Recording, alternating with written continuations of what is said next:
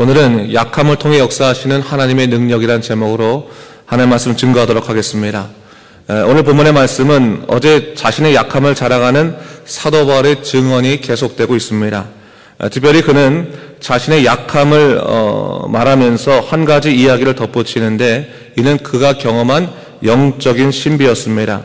사실 당시 고린도 교회에 들어온 거짓 교사들은 자신들이 경험한 신비를 기초로 삼아서 사람들의 마음을 혼란케 했습니다. 그들은 자신이 경험한 환상이나 계시를 중심으로 사람을 가르치려 했고 그것은 결국 성도들로 하여금 하나님이 아닌 사람에게 의지하게 하는 좋지 않은 결과를 초래했던 것입니다. 더군다나 거짓 교사들은 자신들의 신비 경험을 근거로 사도 바울이 부족한 사도라고 비난을 했는데 아마도 이러한 이유로 인해서 사도 바울이 자신의 신비 경험을 고백한 것으로 보입니다. 오늘 본문 2절을 보니까 사도 바울이 14년 전에 셋째 하늘에 끌려가서 환상과 계시를 보았다고 하는 것을 이야기하고 있습니다. 일반적으로 유대인들은요, 숫자에 있어서 3을 완전수로 보기 때문에 셋째 하늘에 끌려갔다고 하는 것은 하나님의 보좌 앞에 그 영혼이 나아간 일이 있다라는 것을 이야기하고 있는 것입니다. 그때 그 자신이 어떤 상태에 있었는지는 몰라도 낙원까지 나아가서 말로 표현할 수 없는 경험을 하고 돌아왔다. 사도 바울은 그렇게 고백을 하고 있습니다. 사실 이러한 사도 바울의 고백은 거짓 교사들처럼 사람의 마음을 훔치기 위한 것이 아니었습니다. 그러나 거짓 교사들의 이야기에 속아 넘어가는 고린도 교인들을 보면서 나도 하나님의 보좌까지 나아가는 특별한 영적인 경험을 한 일이 있다라는 사실을 이야기하고 있는 것입니다.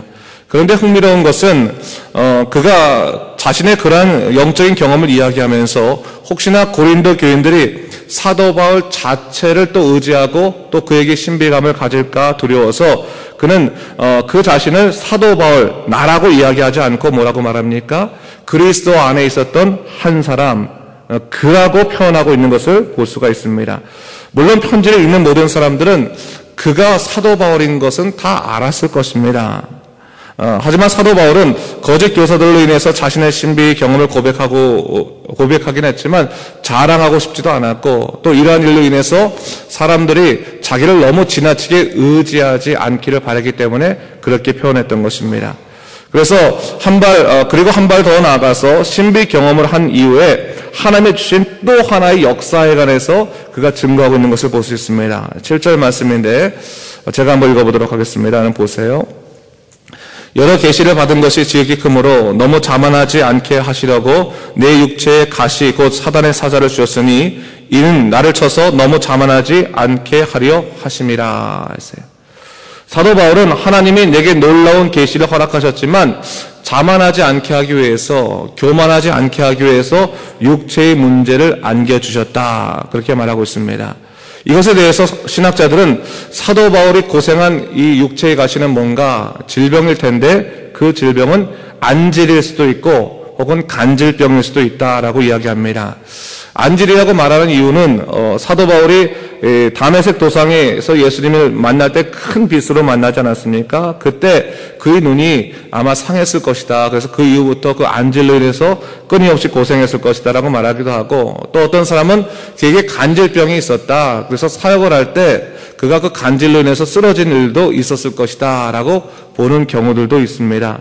하지만 그 병이 안질이던 간에 간질이던 간에 그것이 성도들에게 덕이 되지 못했던 것은 분명했다는 것입니다. 그래서 그는 그 문제를 항상 생각할 때마다 야 이것은 육체의 가시구나. 어떻게 보면 사단의 사자다. 어떻게 내 사역의 길을 이렇게 방해할까라고 생각했던 것입니다.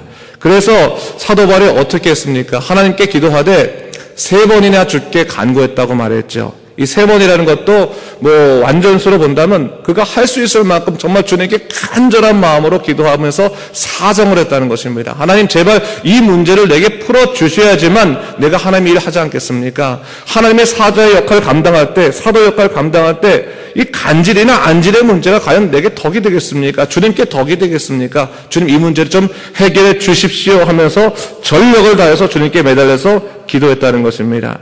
그런데 하나님의 응답이 뭐였다는 것입니까? 여러 계시받은 것이 지극히 크기 때문에 너무 자만하지 않게 하기 위해서 내가 그 질병을 내게 주었다라고 말해주고 있는 거예요. 사도 바울이 영적으로 교만하지 않도록 그에게 뭡니까? 핸디캡을 하나 주셨다. 그가 완전히 자기를 드러내지 못하도록 하나의 연약함을 주셨다라는 것을 얘기하고 있는 것입니다. 여러분 사실이요, 오늘도 뭐 한국에 보면요, 이단이라고 지금 막 정죄를 받는 사람들 보면 처음 시작은 좋았을 때가 참 많이 있습니다. 많은 사람들에게 영향력도 끼치고 또 교회 그 사람으로 말미암아 이게 뭐 부흥회도 다 하고 전체적으로 다 좋았을 때가 많습니다. 근데 어느 순간에 그 사람이 넘어질 때 그 넘어지는 그 시기가 뭐냐면 하나님을 의지하지 아니하고 사람을 의지하는 쪽으로 방향이 바뀌기 시작하면 그 사람이 이단의 길을 걷게 되고 사해비의 길을 걷게 되더라는 거예요. 그러니까 하나님의 중심이냐 사람의 중심이냐 하나님을 바라보느냐 자기 자신을 바라보느냐 거기에 따라 가지고 완전히 그 사역의 방향이 달라질 수밖에 없게 된다는 겁니다.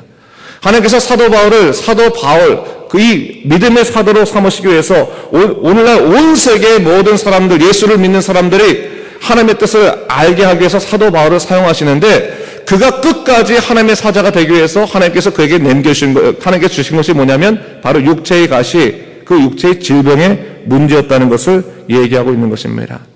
여러분 영적으로 너무 환상과 계시를 많이 받으면요 사람이 지나치게 교만하기 쉽습니다. 그래서 그런 자일수록 하나님께서 교만하지 않도록 내가 어떻게 할 수 없는 육체의 가시를 허락하실 때가 있어요. 그것이 뭐 질병의 문제이든지 상황의 문제이든지 가족의 문제이든지 그 교만을 꺾으셔서 오로지 그 약함 가운데서 하나님만 의지하도록 만들어 주시더라는 것입니다. 한번 생각해 보세요, 여러분. 우리가 누군가 하나님께 놀라운 환상과 계시를 받고 뭐 기도할 때마다 사람이 낫고 막 그런단 말이죠. 예를 들어서 뭐 제가 그렇다고 보세요. 제가 예를 들어서 뭐 성도들 때 기도할 때마다 다 낫고 뭐 말씀 전할 때마다 막 사람들이 쓰러지고 그리고 뭐 우리 집안에 있는 모든 일들은 다 형통하고 모든 일이 잘 되고 너무너무 완벽해진다면요 사람들은 그 다음부터 저를 목사로 보는 것이 아니라 뭐로 보냐면 신으로 보는 거예요. 그냥 어느 순간에 바뀌어가게 됩니다. 한국에서요 어떤 일이 많으냐면 흔히 말해서 뭐 기도원 권사님들, 기도원 무슨 원장님들 보면 우리 그 기도하다가 뭐가 안 되면 그런 사람들 쫓아다니는 거예요. 뭔가 인생이 막혀가면 야 어떤 권사님이, 어떤 기도원 원장이, 어떤 목사님이 정말 기도가 용한 애더라. 그러면서 마치 무당을 쫓아가는 것처럼 여기 쫓아다니고 저기 쫓아다니는 사람들 많이 있습니다, 여러분. 근데 여러분 그런 경우가 뭐냐면 사람이 어떠한 신비나 능력이라고 하는 부분에 마음이 쏠리는 거예요. 그건 기본적인 현상입니다. 원래 그 사람이 얘기하고 나면 마치 하나님이 말씀하신 것처럼 그대로 믿고 따르는 경우들이 참 많이 있는 걸 보게 돼요. 무조건 그것을 잘못했다고 말하기 이전에 사람의 정서가 그렇다는 거예요. 자기의 연약한 부분 가운데서 누군가 능력이 있으면 그 능력 있는 쪽으로 가고 싶은 것이 사실 사람의 마음이라는 거예요. 문제는 뭡니까? 사람이 그런 능력을 갖게 되면 자칫 잘못하게 되면 어느 순간인가 교만하게 돼서 하나님을 바라보지 못하고 자기 자신을 의지하게 된 쪽으로 바뀌어버리게 된다는 거예요. 그래서 하나님께서 이 사도 바울을 어떻게 하셨습니까? 약함을 허락하신 거예요. 그의 연약함을 허락하심으로 해서 그가 자고하지 아니하고 오직 그 자체도 하나님만 의지하며 살도록 만들어 주셨다고 하는 것입니다. 무엇을 얘기하고 있는 거예요? 하나님께서는 교만하여서 나 홀로 하나님과 분리되는 것을 원하지 아니하시고 겸손한 가운데서 약한 가운데서 하나님만 의지하고 섬기기를 훨씬 더 바라신다라는 것을 얘기하고 있는 것이죠. 바로 약함의 능력에 관해서 이야기하고 있는 것입니다. 우리 9절 말씀 한번 같이 읽어볼까요? 9절 말씀 한번 같이 읽겠습니다. 시작. 나에게 이르시기를 내 은혜가 네게 족하도다. 이는 내 능력이 약한 데서 온전하여 짐이라 하신지라. 그러므로 도리어 크게 기뻐함으로 나의 여러 약한 것들에 대하여 자랑하리니 이는 그리스도의 능력이 내게 머물게 하려 함이라. 사도 바울이 너무나 기뻤던 거예요. 하나님의 능력이, 하나님의 놀라신 역사가 내 삶 가운데 있습니다. 이게 고백하고 있는 거예요. 그런데 그의 담대함과 강함, 역사, 거기를 통해서 된 것이 아니라 뭡니까? 자신의 연약함들 때문에 자신의 약함으로 인해서 그 약함 가운데서 하나님의 능력이 온전해지는 것을 깨닫게 되면서 사도 바울은 뭡니까? 약함을 오히려 자랑하게 되는 거예요. 여러분, 약함을 어떻게 자랑할 수 있겠습니까? 실패를 어떻게 자랑할 수 있겠습니까? 사람의 실패와 연약함을 자랑할 수 있는 사람은 사실 아무도 없을 겁니다. 그럼에도 불구하고 사도 바울이 자신의 연약함과 실패를 기뻐할 수 있었던 이유는 오로지 하나였다는 거예요. 연약함 가운데 하나님의 역사를 자기가 충분히 누릴 수 있었다는 거예요. 여러분, 때때로요, 사람이 성공을 통해서 혹은 강함을 통해서 혹은 풍요로움을 통해서 형통함을 통해서 행복을 누릴 수도 있겠지만 사실은 정말 우리에게 간절한 소망의 행복들은 때때로 연약할 때 누릴 때가 많은 거예요.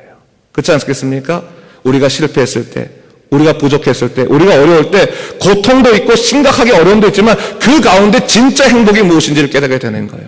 가짜 행복과 진짜 행복, 진짜 기쁨과 가짜 기쁨이 뭔지 그때서야 구분해질 수 있다는 거예요. 마치 진짜 친구와 가짜 친구를 구분하는 것처럼 바로 그것을 구분해낼 수 있게 된다는 거예요. 그런데 사도 바울은 어땠다는 거예요? 내가 연약해져 보니까, 내가 고통스러워져 보니까 그때서야 정말로 하나님의 능력이 얼마나 큰지, 하나님의 위로가 얼마나 큰지를 내가 깨닫게 되었다라고 오늘 성경에서 이야기하고 있고 고백하고 있는 것입니다. 여러분, 약한 가운데에서 있을 수 있는 기쁨들, 연약하면 무조건 나쁜 것이 아니라 그 연약함 가운데서 우리가 발견할 수 있는, 얻을 수 있는 축복이 무엇인지를 곰곰이 생각해봐라 라고 이야기하고 있는 것입니다. 그렇기 때문에 사도 바울은요, 그 연약함 가운데서 주님 만나고 주님의 놀라운 일을 경험한다면 그 약함까지도 사실은 저주가 아니라 축복일 수 있다라고 우리에게 얘기하고 있는 것입니다. 엄마, 여러분 생각해 보세요. 누가 병들지 않고 주님께 회복을 위해서 간절히 기도하겠습니까? 누가 억압과 고통이 없이 자유를 위해서 하나님 붙들며 기도하겠습니까?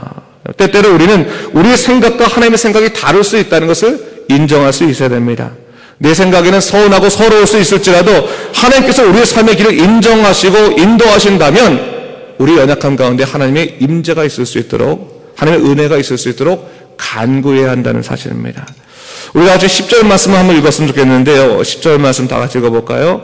시작. 그러므로 내가 그리스도를 위하여 약한 것들과 능욕과 궁핍과 방패와 곤고를 기뻐하노니 이는 내가 약한 그때 강함이라 했어요. 사도 바울은 내가 강할 때가 언제이겠느냐? 내가 약할 때다. 왜 약할 때입니까? 내가 연약해서 하나님 못 들고 기도하기 시작하니까 하나님께서 나를 붙드실 거 아니겠습니까? 하나님이 함께 하시다면 나는 강한 거지. 그거라는 거예요. 여러분, 오늘날 우리가 살아갈 때 예수를 믿는 사람들은 강하다고 하는 것, 강하다고 하는 것을 내 자체가 강하다는 것으로만 인정해서는 안 될 겁니다. 우리가 강하다고 말하는 것은, 우리가 정말로 능력이 있다고 말하는 것은 내 자신의 능력이 크다는 것이 아니라 내가 연약하기 때문에 하나님 붙들 수 있고 하나님이 나와 함께 하시기 때문에 내가 강할 수 있다라는 것으로 다시 한번 생각을 바꿔놔야 되는 것입니다.